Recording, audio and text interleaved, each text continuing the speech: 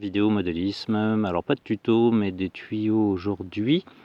C'est la saison d'automne. Qu'est-ce qu'on peut trouver au jardin pour nous aider à faire de la verdure? Ici on a du thym. Son petit feuillage il peut être sympa. Après il faudrait rechercher s'il n'y a pas moyen de faire des plantes éternelles un peu comme les roses qui sont, je crois, baignées dans un liquide d'eau et de sucre fortement concentré. Alors ici on a, je crois que c'est une plante grasse, je sais plus vous dire laquelle, mais on peut retrouver un peu le même type d'inflorescence sur de l'origan que je vais vous montrer après. Ça peut faire aussi des bons petits arbustes. Là pour les buissons en ras de sol, on a du thym d'hiver. Ici inflorescence d'origan, voilà, on retrouve les petites feuilles de l'origan. Sarriette, c'est pas... Si, sarriette, ça peut être sympa. Il y en a une autre qui peut être intéressante, je vais vous la montrer. Alors là, voilà, ça s'appelle de l'herbe à cola. Et je pense que ça pourrait faire des petits trucs assez sympas pour faire des pains ou des choses comme ça en imitation. Alors ici, pour ceux qui veulent avoir un volume déjà, avec des branches pour faire vraiment des buissons touffus, ça s'appelle un arbre à perruque. Et c'est aussi chouette.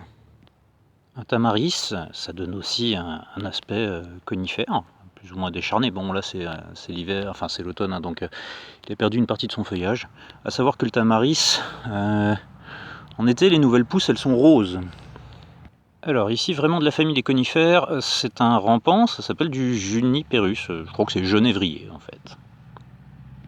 Ici du genêt, surtout intéressant si vous avez besoin de quelques grands segments. En fait c'est ce qui est appelé genêt à balai, donc genêt à balai parce qu'on fabrique des balais avec.